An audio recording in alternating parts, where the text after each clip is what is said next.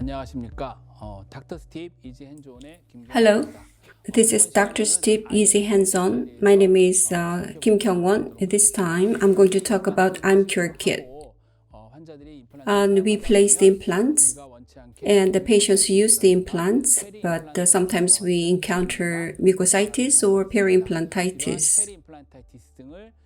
To diagnose peri-implantitis, treat it, the surface of the fixture can be polished or detoxified using this collection of special tools. This is called the IMCure Kit. Characteristics of IMCure Kit. First, mucositis or peri-implantitis can be diagnosed, and the implant fixture can be polished or detoxified. Such tools make up the kit. Various cases can be approached using various tools. So diagnosis tools, soft tissue tool, polishing tools are available in the kit. To treat peri-implantitis, fixture surface can be polished or detoxified. Smartbrush 1 and 2 are available. In stage 1, the surface is polished, and using the SmartScaler method, finer polishing of the surface can be made. Next, number 3, this can be used to clean the foreign body, like calculus on abutment and the crown surface. So this is to clean foreign body on abutment and crown surface using SmartScaler plastic. Components of the IMCure kit. First, a diagnostic tool and Curette is available to treat soft tissue, and implant surface polishing tool.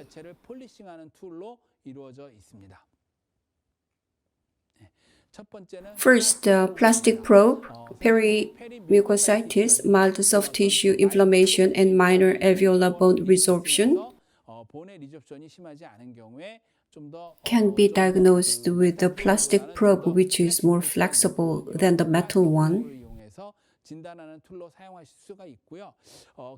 Basically, the peri-implantitis, if the pocket depth is over 4 millimeters, it is dangerous. If it is 3 to 4 millimeters, we need to be careful. So, depending upon the plastic probe depth, the classification can be made. For depth, metal probe is available. Peri-implantitis can be diagnosed using the metal or plastic probes. So you can choose depending on a situation or case. Next, Curette. Gracie Curettes are available. In the IMCure kit, 3 Gracie Curettes are available. 1 and 2 and 11 and 12, 13 and 14. 3 types of curettes are available. It is used to remove the calculus or root planing can be done with this.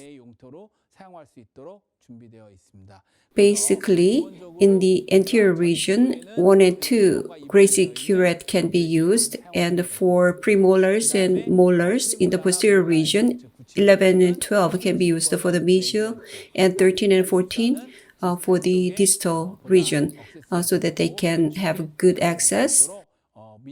So the minimal 3 curettes are available. Next, Smartbrush 1. This is to treat peri-implantitis by polishing the surface and for detoxification. So there is a long and short versions of the shaft. When horizontal bone resorption or dehiscence defect where bone exists on one side and dehiscence on the other, to treat the peri-implantitis, fixture surface is polished using this instrument. Of course, To do implant surface polishing, copious saline irrigation should be made. So in doing the macro polishing, heat generation should be minimized and damage to the surrounding tissues should be minimized. Smartbrush 1 is mounted on the contra angle handpiece at RPM of 12 to 1500. There are threads on the implant fixture. Per screw thread, it should be used for about a minute, and it should be prohibited from using it for more than 4 minutes because it may damage the fixture. So it should be used for about a minute. You can use the autoclave, and this is for single use only. Next is Smartbrush 2. Smartbrush 2 is rotating when working. It is for fixture surface polishing or detoxification. It is used in one wall defect where vertical bone is resorbed, exposing the top part of the fixture. It is designed to polish while covering the top of the fixture. The basic specifications include f4.0, 4.5, f5.0, 5.5. These are the basic ones. Narrower or wider fixtures can also be connected. When you apply the Smartbrush 2, if it goes in rotated, the damage can occur. Therefore, it should be connected to the top of the fixture first before doing that. When you use Smartbrush 2, it is connected to the contra angle handpiece at 12 to 1500 RPM. Per screw thread, you need to use it for a couple of minutes. You should not use it over 3 minutes. Autoclave can be used, and this is for single use only. There's a protective screw which can be connected to the top. This is to prevent the foreign body going into the internal connection. So in order to use this Smartbrush 2, abutment or prosthetics need to be removed, and protective screw should be connected to protect the structure. Next, the SmartScaler. There's metal and plastic versions. The metal version, as I said before, using Smartbrush 1 or 2, after the polishing is done on the surface, finer polishing can be done with this. Ultrasonic type scaler can be connected. This is metal, but it can be bent as it is designed, so you can access the desired area in an easier way. SmartScaler metal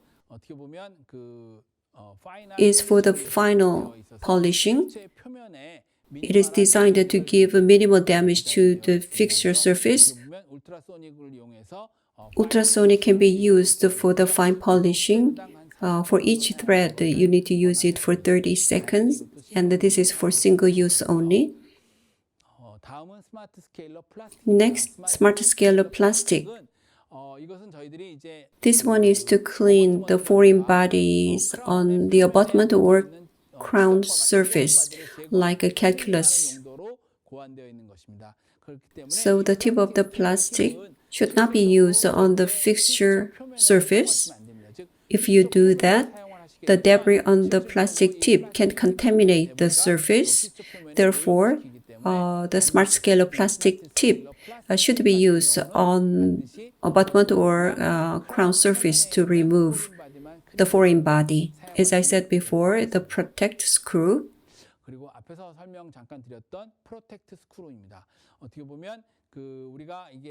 Smartbrush 2 or 1 can be used. Internal connection, the internal of the fixture can be protected by this. After abutment or prosthesis is removed, protect screw can be connected. There's a mini and regular versions. When we polish the implant surface to protect the internal part of the fixture or prevent foreign bodies from entering into that. Easy hands-on. Through this hands-on, I'm going to explain the components of IM Cure Kit and how to use it. Using the IM Cure Kit, Smartbrush 1, Smartbrush 2 can be used to treat the peri-implantitis by way of polishing the implant surface and detoxification. Smartbrush 1 is used on the lingual side, bone remains. The fixture surface will be polished. Next, Smartbrush 2. Using this brush, top of the implant is completely exposed. There's no bone. It is one wall defect. Then Smartbrush 2 can be used to polish the surface of the fixture. I'll come back to the hands-on.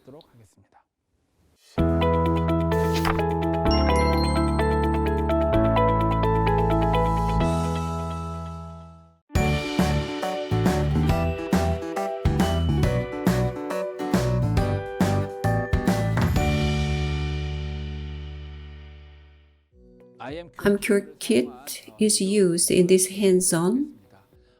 Today, Smartbrush 1, Smartbrush 2 will be used to polish the surface of fixture. This is a detoxification. It is a white model, so it is not clearly visible. Therefore, alveolar bone defect is marked with red pen.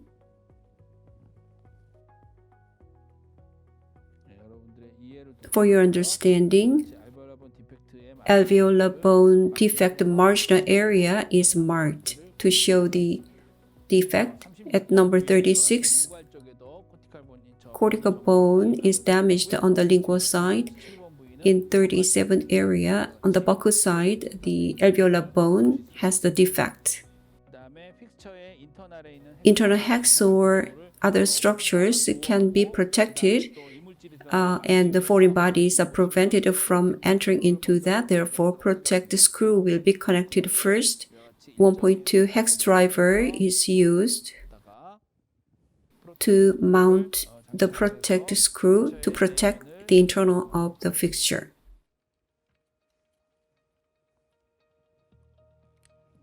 Next, Smartbrush 1 is used for number 37. Smartbrush 1, the short one, is selected.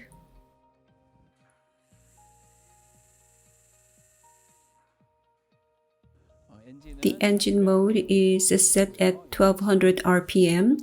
Smart brushes are all for the single use only. Smart brush is used. The surface of the implant is polished.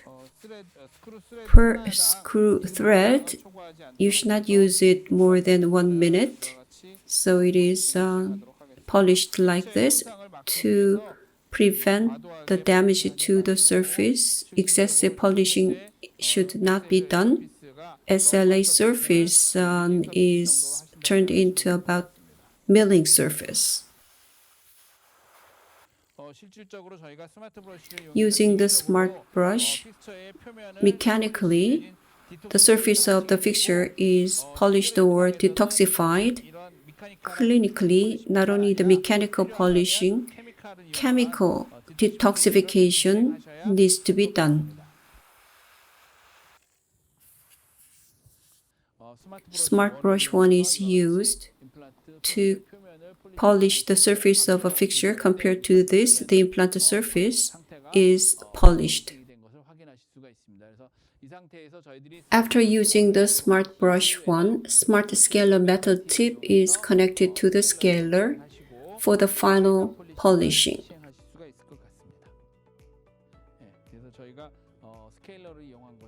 The scaler is not demonstrated in this hands-on. The scaler can be used for the final polishing. For number 36 location, bone defect extends to the lingual side, so Smartbrush 2 is used to polish the implant surface. Diameter 5.0 fixture is to be used, so Smartbrush 2's f5.0 5.5 is going to be used. RPM is set at 1200. When you use this Smartbrush 2, if you go into the fixture while rotating, the Smartbrush itself can be damaged. Therefore, Smartbrush 2 should be set around the fixture first.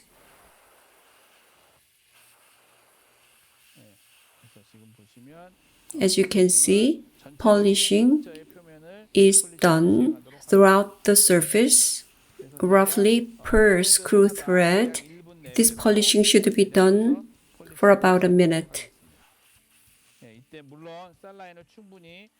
Copious saline irrigation should be used to reduce the heat generation. Smartbrush 1 and Smartbrush 2 are used to polish the surface of the implants.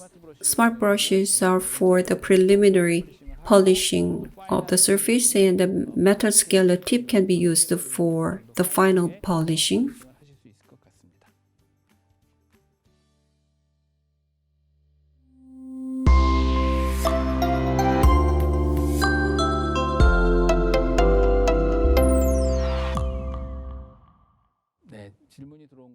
We have some questions. The first one, after using the Smartbrush, is there a possibility that the surface of a fixture is damaged leading to fracture? Actually, Smartbrush is used to polish or detoxify the surface of a fixture, because when alveolar bone is destroyed a lot due to peri-implantitis, so Smartbrush is to polish the surface. As I said during the hands-on, it is advised that excessive polishing using Smartbrush is not very good. The fixture wall would be thinned, and it is not good mechanically. Therefore, excessive polishing is not advised. I hope this is helpful for your successful implant surface polishing. Next question. After the polishing with the Smartbrush, can we graft bone? These days, people pay attention to peri-implantitis. Personally, I'm not a periodontist, so I don't have a lot of experience of peri-implantitis. After the mechanical polishing, chemical detoxification can be done, and GBR can be conducted after that. But the bone graft prognosis in that case is not as good as the bone graft on fresh site. Therefore, you need to be careful. Regarding the peri-implantitis, rather than me, if you look at the master course lectures, periodontists like Dr. Yang Seung-min have provided the courses, so please refer to those. I hope you would successfully deal with the peri-implantitis or mucositis with good prognosis. Thank you for your listening. 지금까지 시청해 주신 여러분께 감사드립니다.